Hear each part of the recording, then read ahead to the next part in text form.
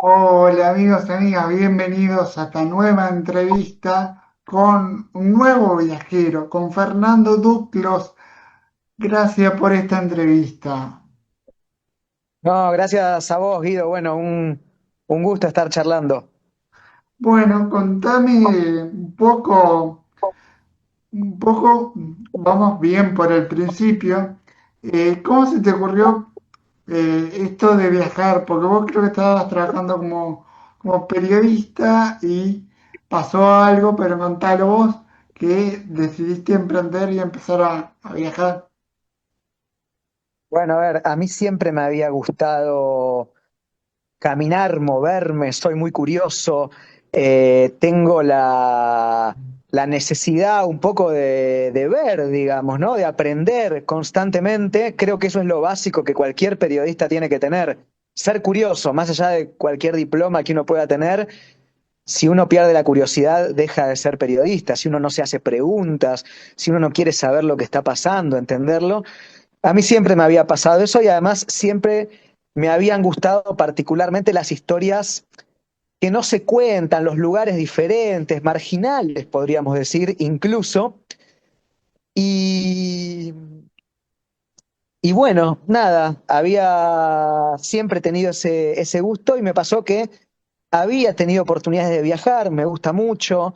Ha habido África en 2013, pero en 2018 me encontré laburando en Brasil con un trabajo que de un día para el otro perdí porque cerró la empresa en la que estaba, me pagaron una indemnización, al mismo tiempo terminé también una relación afectiva y de repente me encontré sin novia, sin trabajo y con algo de plata en el bolsillo. Y dije, bueno, salgo a viajar ahora, aprovechando justamente ese interés que siempre había tenido, ¿no? Por los lugares a los que nadie va. Y se me ocurrió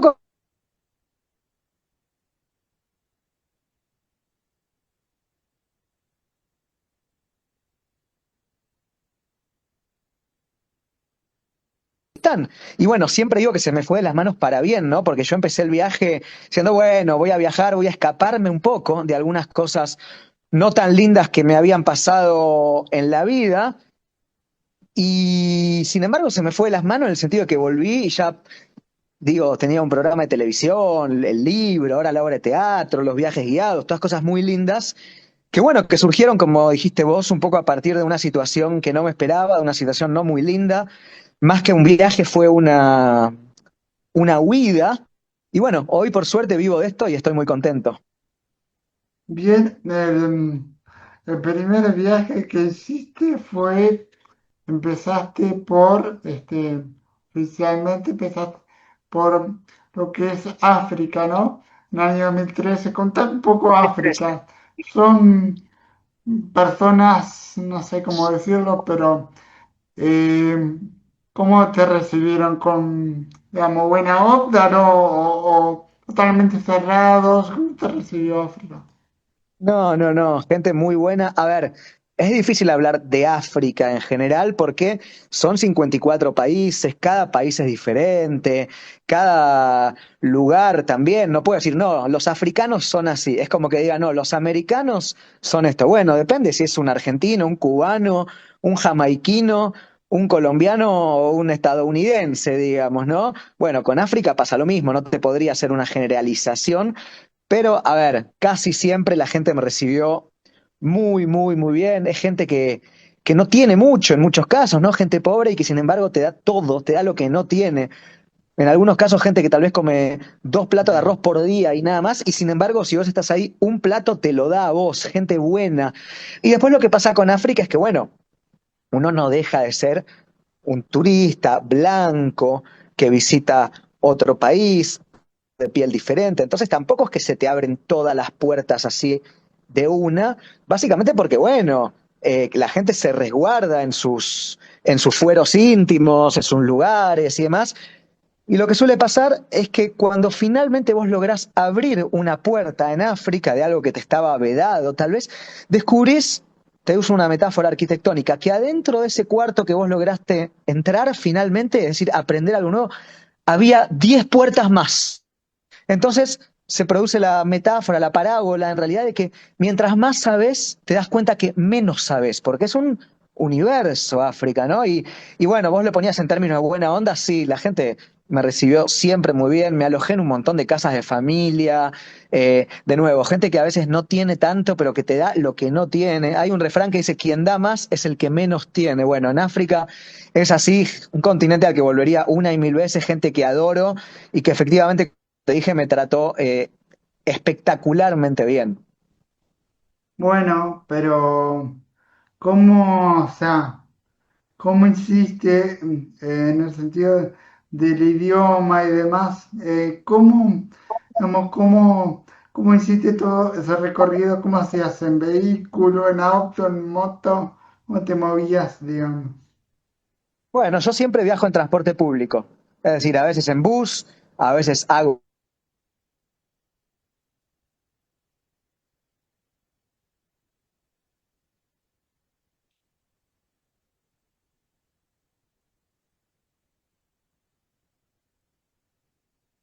un pasaje o en muchos casos he hecho dedo al costado de la ruta y me han llevado muchísimos camioneros por todo el mundo, autos particulares.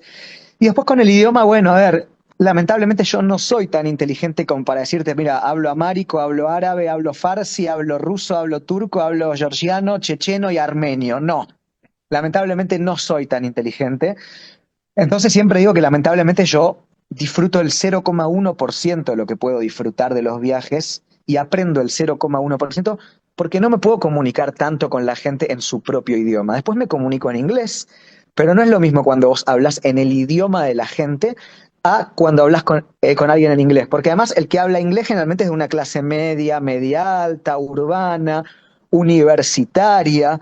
Entonces, claro, estás simplemente hablando un recorte del país. Yo lamentablemente no puedo hablar probablemente con un pastor de las montañas iraníes en inglés, pero sí puedo hablar con un estudiante de ingeniería de Teherán en inglés. Y la visión que voy a tener es la del estudiante de la capital, no la del pastor en las montañas. Entonces, bueno, lamentablemente es una carencia, un problema que tengo, pero que bueno, que resulta así. Y, y después, bueno, siempre trato de aprender expresiones, palabras y demás de los lugares en los que estoy, locales, pero no me alcanzan para hablar ese idioma, me alcanzan para que la gente me mire con una buena cara, que se rían cuando intento pronunciarlo, me abra algunas puertas, como, uy, mira qué bien, esta persona está tratando de aprender nuestro idioma, no hablando en el suyo, pero lamentablemente no puedo mantener conversaciones en ruso, en árabe, en amárico o en el idioma que hablen donde sea que me encuentre. Bien, y ¿cuál fue el país que más te llamó la atención, más te cambió tu, digamos, que más te llamó la atención de todos los que viajaste, que son, muchísimos? ¿Cuántos países son en total? ¿Tenés la cuenta?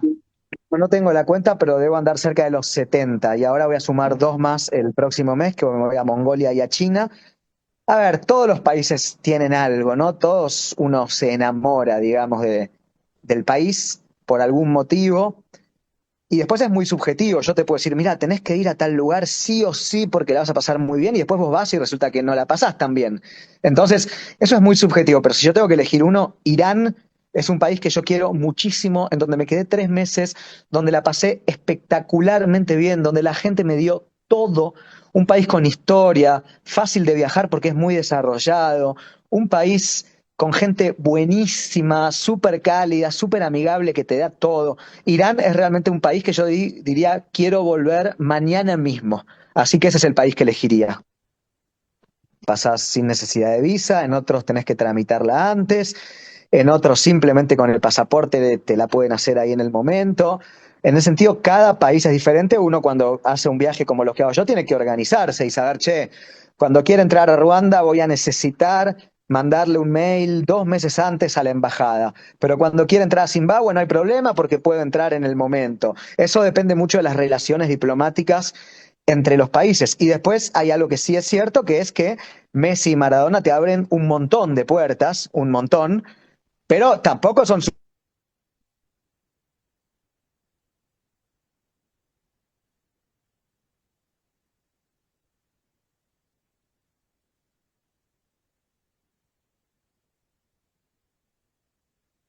cosas, sí. Messi y Maradona son como nuestro password que abre todas las puertas, la contraseña mágica que tenemos los argentinos, porque todo el mundo los conoce.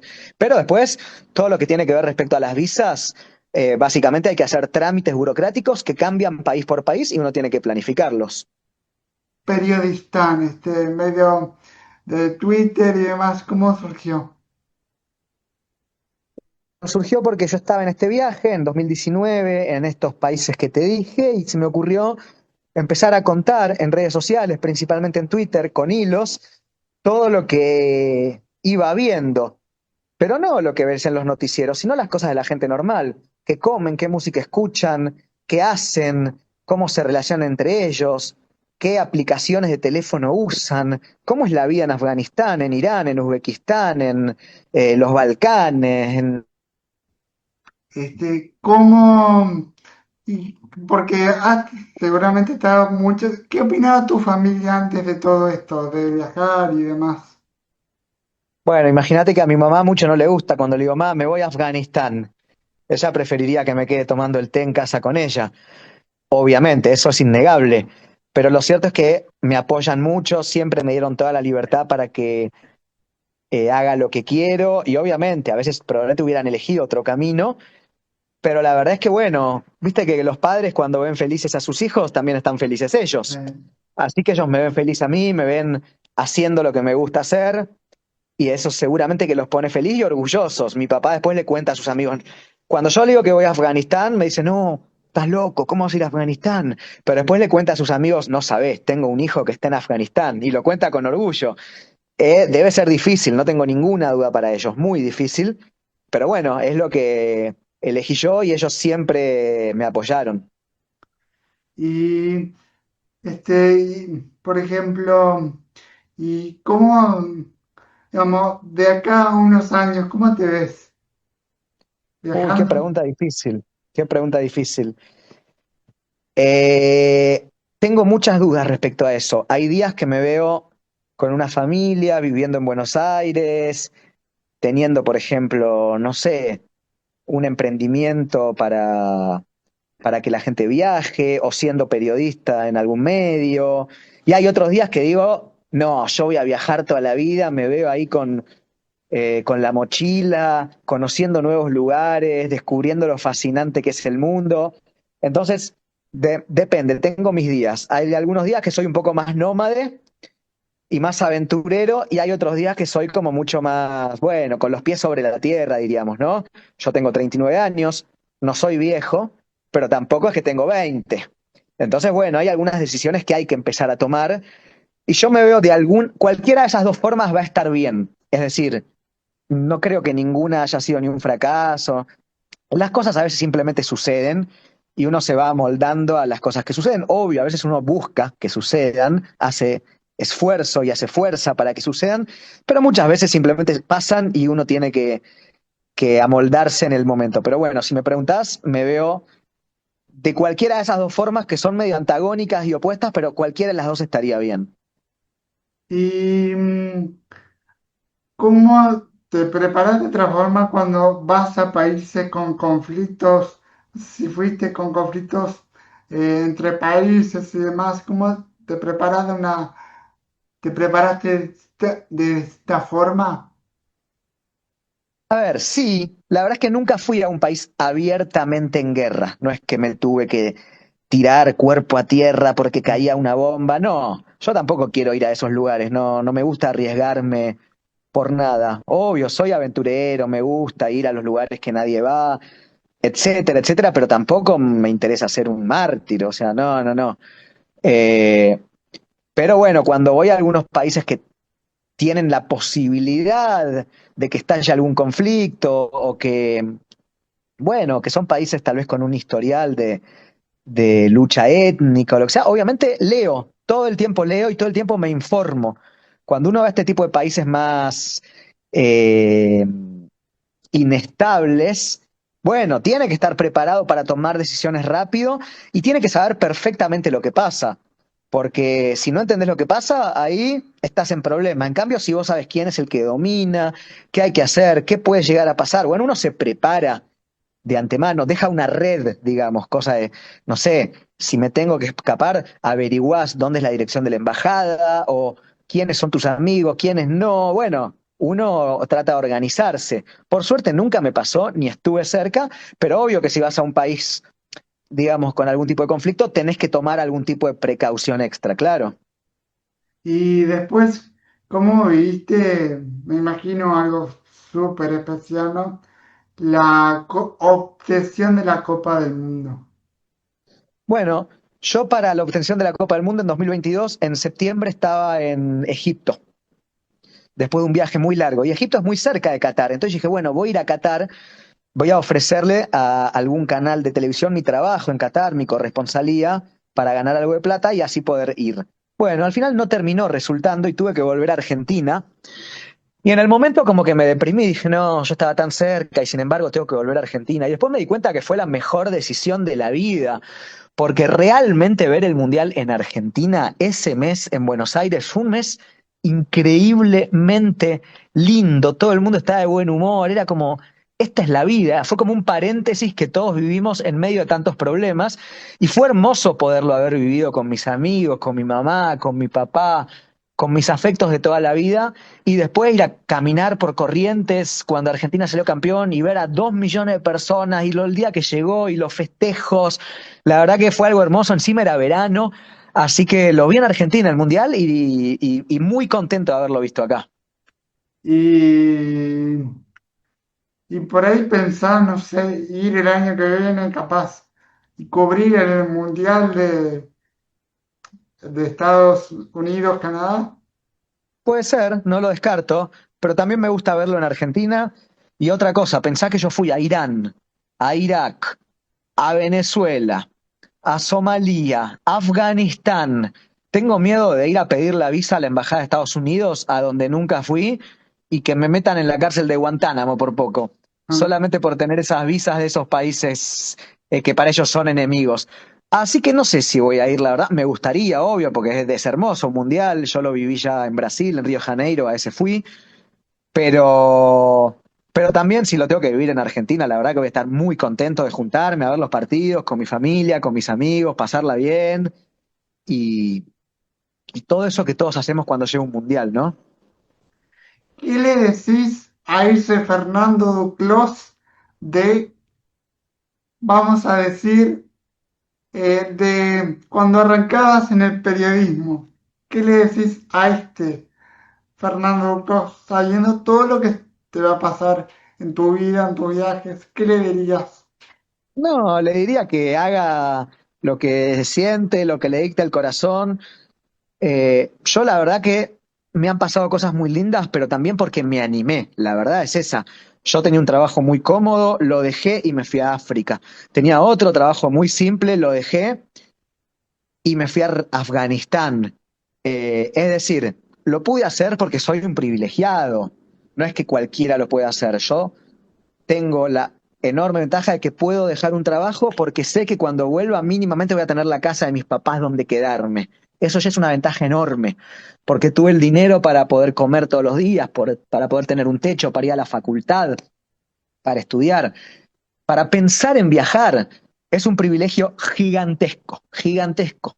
Pero además de ese privilegio, bueno, me animé a hacer algunas cosas que no todo el mundo se anima y las hice porque lo sentí. Entonces, sinceramente, hoy le diría a aquel Fernando de 19 años que entraba a su primera reacción, eso, que confíe en sí mismo, que se anime a tomar las decisiones, que sea valiente y que no dude a la hora de hacer lo que le dicta el corazón.